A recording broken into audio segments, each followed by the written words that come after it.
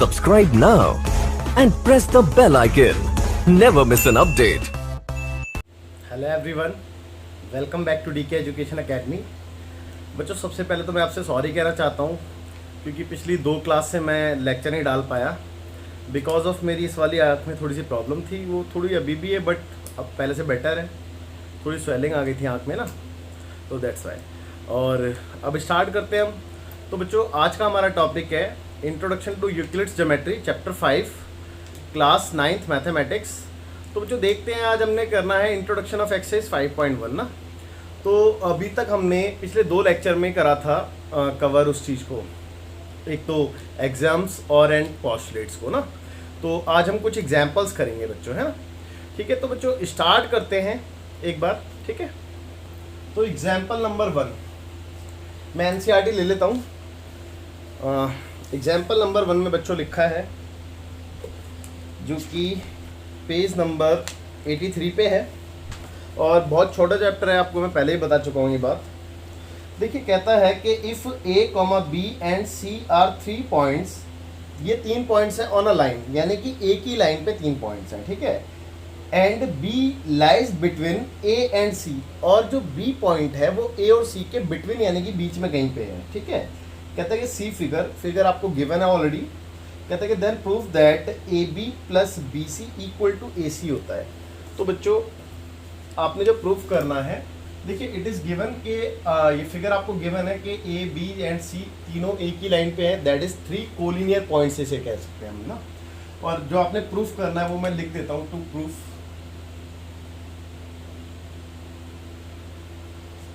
A B plus B C equal to A C. Okay, वैसे तो बच्चों हम ये जानते हैं कि इक्वल ही होगा, बट उसको हम रिप्रेजेंट कैसे करें, है ना, उसको हम दिखाना कैसे है, तो वो वाली बात है।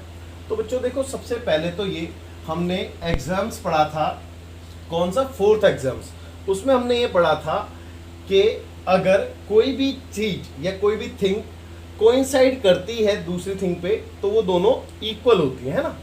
तो इन दैट केस हम ये कह सकते हैं कि ए बी और बी सी का अगर मैं सम करूं तो ए सी को कोइंसाइड कर जाएगा वो, तो इट मीन्स ये इक्वल होना चाहिए, बट उसको रिप्रेजेंट कैसे करना है उसकी बात करेंगे हम। तो बेटे सॉल्यूशन में सबसे पहले it is given that the A C is coincide with A B plus B C. ये हमें गिवन है एक तरीके से, अकॉर्डिंग टू फिगर हम कह सकते हैं कि ए बी और बी सी को ऐड करके क्या आ जाता है, ए सी को कोइंसाइड कर देता है वो, यानी कि इन दोनों का समीशन जो है वो इसको कोइंसाइड करता है। तो अगर ये इन दोनों का सम इसको कोइंसाइड करता है तो बेटे हम ये कह सकते हैं कि ये दोनों आपस में इक्वल होंगे, है ना। तो बिल्कुल वही हमने लिखा है। तो also Euclid's axioms 4 says that things which coincide with one another are equal to one another. तो बच्चे एग्जाम्स 4 में हमने पढ़ा था कि अगर कोई थिंग किसी को कोइंसाइड करती है तो वो दोनों आपस में इक्वल होती हैं। So therefore we can say that A B plus B C equal to A C. It is very simple ना, इट इज़ वेरी सिंपल, कुछ नहीं करना था इसमें, बस इतना ही था। और आई होप कि आपको समझ में भी आ गया होगा, कोई दिक्कत नहीं है। आप इसको नोट कीजिए, फिर एग्जाम्पल नंबर 2 देखते हैं।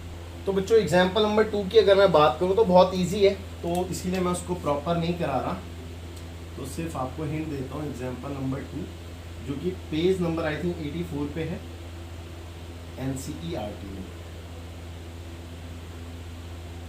ओके, तो देखो इसमें लिखा है कि proof that an equilateral triangle can be constructed on any given line segment. यानी कि आपने ये प्रूफ करना है, ठीक है, कि कोई भी इक्विलैटरल ट्रायंगल आप कंस्ट्रक्ट कर सकते हो अगर आपको कोई लाइन सेगमेंट गिवन है ना।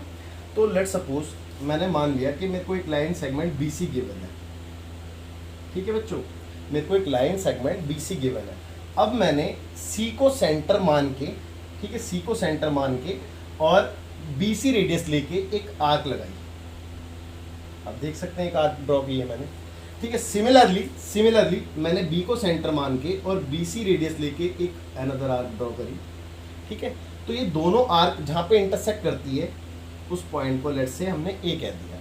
अब ए को हमने बी से ज्वाइन किया और ए को हमने सी से ज्वाइन किया।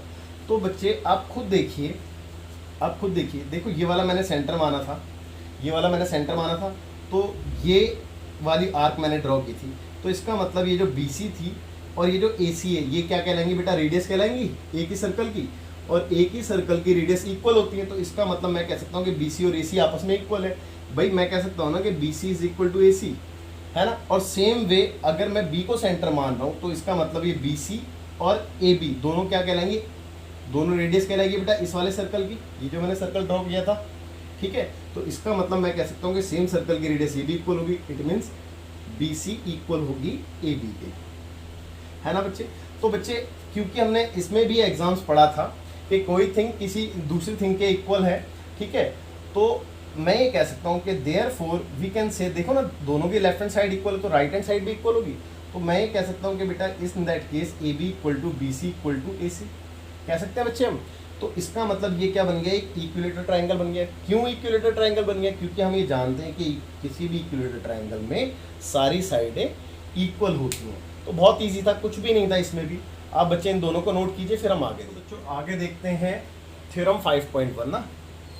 ओके देखो क्या कहता है, कहते हैं कि टू डिस्टिंक्ट लाइंस, मतलब दो लाइंस है, can not have more than one points in common. यानी कि अगर दो अलग अलग लाइनें हैं तो उसका कॉमन पॉइंट जो है वो मोर देन वन यानी कि एक से ज़्यादा नहीं हो सकता। खैर ये बात हम बहुत अच्छे से जानते भी हैं, बट हमने इस थ्योरम को प्रूफ करके दिखाना है। देखो जैसे कि ये दो लाइन हैं, तो आपको देखो कि एक से ज़्यादा इनका कोई कॉमन पॉइंट हो सकता है कि जो दोनों पे आ रहा हो। हाँ एक केस में हो सकता है एक से ज़्यादा, जब एक लाइन के ऊपर ही मैं दूसरी लाइन को ड्रॉ कर दूँ तो ही एक से ज़्यादा हो सकता है, अदरवाइज नहीं हो सकता। और जब एक लाइन के ऊपर एक लाइन ड्रॉ होगी तो उसको हम दो लाइन पढ़ेंगे ही नहीं, वो सिंगल लाइन ही पढ़ी जाएगी, है ना बच्चे। तो कहने का मतलब ये है कि एक ही कॉमन पॉइंट होता है दो अलग अलग लाइन में। ये तो दोनों एक ही लाइन हो गई ना, फिर दो अलग अलग लाइन में एक से ज़्यादा कॉमन पॉइंट नहीं हो सकता, ठीक है। तो इसी चीज़ को हम समझेंगे, ठीक है। ओके देखते हैं बच्चों, तो थ्योरम क्या है वो तो आपको समझ में आ गई होगी। कहता है कि दो अलग अलग लाइन में एक से ज़्यादा कॉमन पॉइंट नहीं हो सकता, इस बात को प्रूफ करना है। तो हमने सपोज कर लिया इसका उल्टा, हमने मान लिया कि दो अलग अलग लाइन में दो कॉमन पॉइंट होते हैं, है ना, हमने मान लिया, ठीक है। ओके तो suppose lines L1 and L2, दो लाइन हमने मान ली L1 और L2 है, इंटरसेक्ट करती हैं, intersect at to distinct points. Distinct मतलब अलग अलग पॉइंट ना, डिस्टिंक्ट पॉइंट से A एंड B।